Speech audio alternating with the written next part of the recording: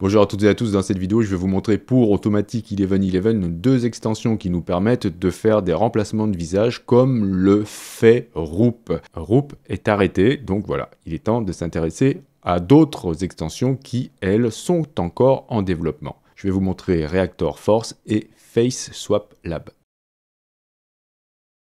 Je vais commencer par vous montrer comment installer Reactor Force. Dans cette vidéo, je vais vous montrer comment l'installer dans Automatic 1111. Il existe aussi une version pour ConfiUI. Vous allez vous rendre d'abord sur ce lien et on va apprendre qu'il faut, comme pour Roop, installer Visual Studio 2022 de Microsoft. Si vous ne souhaitez pas l'installer, vous devrez passer par cette étape. Donc moi, je l'avais déjà installé pour Roop. Si vous aviez déjà installer Roop et Visual Studio, bien sûr, c'est pas la peine de le réinstaller. Sinon, vous allez suivre les indications ici. Vous avez deux versions, la version Community, et si vous ne souhaitez pas installer tout Visual Studio, vous pouvez choisir juste la version Développement Desktop avec C++. Donc vous choisissez un des liens, par exemple le premier pour tout installer. Vous allez cliquer ici sur Communauté, vous récupérez le point exécutable.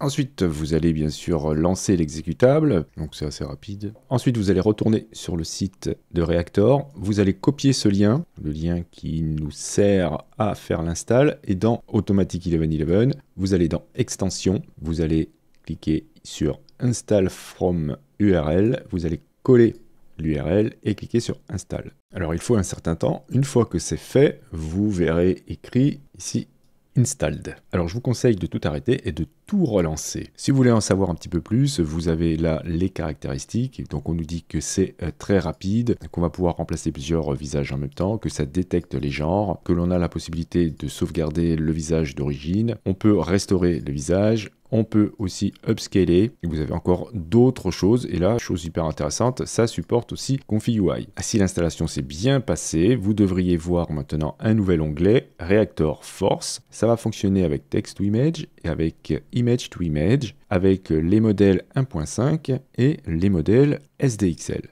Donc là, je vais juste faire un test sans l'utiliser et utiliser un simple prompt. Voilà, admettons maintenant que je souhaite changer le visage avec le mien. Je vais aller dans Reactor Force. Je vais déposer ici mon portrait. Je vais bien sûr activer l'extension en cliquant ici sur Enable. Et on verra les autres options plus tard. Vous voyez qu'ici, vous avez Restore Face qui est coché par défaut avec CodeFormer. Vous pourrez dire que vous n'en souhaitez pas ou utiliser un autre algorithme. Vous avez ici la force de la restauration et le poids de ici CodeFormer. Donc je vais bloquer le seed en cliquant ici et relancer une génération. Et voilà le résultat. Alors c'est super intéressant parce que comparé à Roop, on n'a pas cet effet de flou qu'on avait tout autour. Donc le résultat est vraiment très bien réussi. Admettons maintenant que j'ai deux portraits. Je souhaite remplacer qu'un seul visage avec le mien. Vous avez ici la possibilité d'indiquer d'abord quel visage vous allez utiliser comme référence pour le remplacement, dans le cas où j'avais ici deux visages de référence, et pour les images target, donc celles-ci, vous allez indiquer ici un numéro. Ça va de gauche à droite. Donc le premier c'est 0, le deuxième c'est 1, le troisième c'est 2, etc. Donc ici, si je souhaite remplacer le visage le plus à droite, je vais tout simplement indiquer 1 ici.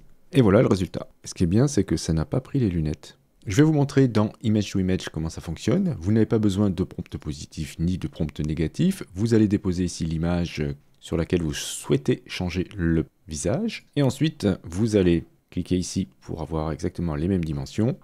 Choisissez encore une fois le bon sampler, les samplings, etc., etc. Et vous allez mettre le denoising strength à 0. Et dans Reactor Force, vous allez déposer l'image qui sert de référence pour le visage. Donc encore une fois, mon portrait, je vais activer bien sûr Reactor Force et j'ai rien d'autre à faire puisqu'ici j'ai qu'un seul visage à changer. Donc je vais cliquer sur Generate. Et j'obtiens ce résultat. Alors c'est pas parfait, mais il y a quand même une certaine ressemblance. Je vais essayer avec un tableau pour voir ce que ça donne. Et je vais donc dire que je veux remplacer le deuxième visage. Donc ici, il faut que je mette une. Et voilà, le résultat est vraiment très intéressant.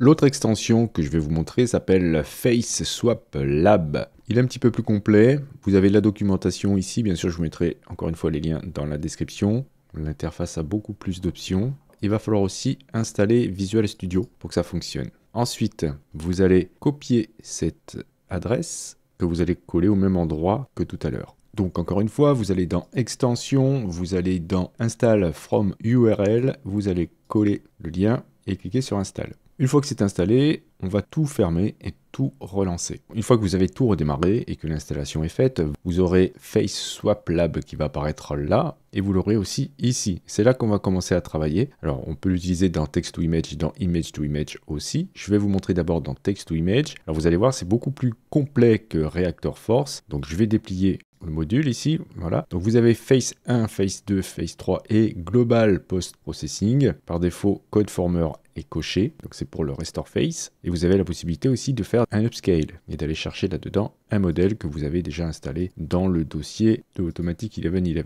Vous pouvez faire aussi du Global Inpainting pour tous les visages, mais je vais d'abord vous montrer comment ça marche simplement. Donc je vais ici dans Face 1, je vais déposer une image de référence. Voilà, encore une fois, c'est ma tête. Je vais bien sûr cocher ici Enable et on va tout simplement saisir un prompt et cliquer sur Générer. Donc voici ce que j'obtiens. C'est pas mieux que Roop ni mieux que le précédent car en fait ils utilisent exactement les mêmes algorithmes pour faire le changement de visage. Si votre image contient plusieurs visages, vous avez des numéros à ce niveau-là, exactement comme avec Reactor Force. Donc ça marche de la même manière, donc je ne vais pas le réexpliquer. En dessous, vous avez des options avancées. Et là, je ne vais pas rentrer dans les détails parce que j'ai pas eu le temps de tout voir. Ça a l'air assez complet. Donc vous avez ici Similarity. Vous avez le Pre-Inpainting avant le swap. Donc vous avez pas mal de réglages que vous allez pouvoir faire pour peaufiner encore l'échange. Et vous avez ici Post Processing and Advanced Mask Options. Et vous avez encore d'autres choses. Alors là, ça peut être intéressant si vous souhaitez,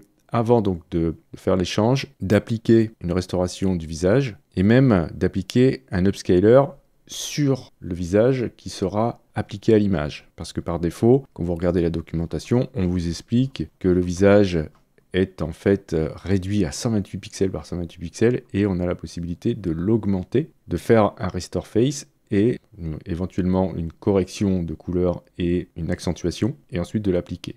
Et c'est ce que va faire Pre-Inpainting. Mais dans ce cas, si vous activez CodeFormer ici, il faudra le désactiver dans Global Post Processing si vous souhaitez ne pas avoir deux fois Restore Face qui se met en route. Donc ici, je ne vais pas le faire, voilà. Donc vous avez ensuite la possibilité de faire du inpainting après le swap. Donc vous voyez, c'est très très complet et j'ai pas encore eu le temps de tout explorer. Ça a l'air assez intéressant de travailler comme ça. Alors il y a quelque chose d'hyper intéressant, c'est qu'on a la possibilité, lorsque vous cliquez ici, de créer un modèle avec des images que vous allez importer. Par exemple, si vous avez une série de photos, vous allez pouvoir les importer, les ouvrir, et ensuite, vous allez donner un nom à votre modèle et vous allez cliquer sur Save. Et c'est très rapide, vous aurez un exemple proposé après, et ensuite il suffira de retourner ici, et au lieu de mettre une image de référence, donc je peux la supprimer, je vais aller chercher là-dedans, donc je vais rafraîchir, je vais aller chercher le modèle que j'ai créé, voilà, qui s'appelle Manu, et je n'ai même pas besoin maintenant d'image de référence. Et je clique sur Générer. Et voilà le résultat. Alors ce qui est intéressant aussi, c'est qu'ici vous allez pouvoir mettre une autre source pour pouvoir faire du blend faces, c'est-à-dire mélanger des visages entre eux. Et ça aussi, je ne l'ai pas encore exploré. Donc on va voir dans Image to Image comment ça fonctionne. Donc je vais aller chercher une image de référence qui est proposée d'ailleurs dans la documentation. Dans le répertoire Face Swap Lab, vous avez ici Test et vous pourrez utiliser par exemple cette image-là. Et on va cliquer ici pour voir la taille. Alors elle est très petite. Et donc ce que je souhaite ici, c'est changer la première personne, donc le numéro 0. Je ne vais rien indiquer là. Je vais mettre le denoising à 0. Je vais aller bien sûr choisir le bon sampler, etc. Je vais ensuite dans Face Swap Lab. Et là, comme j'ai un modèle, je ne vais pas importer d'image, sinon vous importez votre image. Donc je reste bien avec 0 et je clique sur Generate. Alors, il ne faut pas oublier, bien sûr, de cliquer sur Enable, sinon ça ne fait rien du tout, comme c'est mon cas là. Et voici le résultat. Donc c'est plutôt pas mal. Donc voilà, je trouve que cette extension est beaucoup plus complète que la première. Si vous n'avez pas envie de créer de modèle ou si vous souhaitez pas avoir trop de contrôle, eh bien vous pourrez utiliser tout simplement Reactor Force. Mais si vous souhaitez faire beaucoup plus de choses et notamment créer un modèle, vous serez plutôt tenté par Face Swap Lab. Je vous remercie d'avoir suivi cette vidéo. Si vous avez des questions, bien sûr, n'hésitez pas à le faire dans les commentaires. Si vous souhaitez soutenir cette chaîne, vous pouvez cliquer sur j'aime. C'est très important, je le répète, pour le référencement et pour la chaîne. Et si vous n'êtes pas abonné et que vous souhaitez le faire, vous pouvez cliquer sur abonnez-vous. N'oubliez pas la petite clochette pour être averti des prochains tutos. Justement, on se dit à la prochaine pour un autre tuto.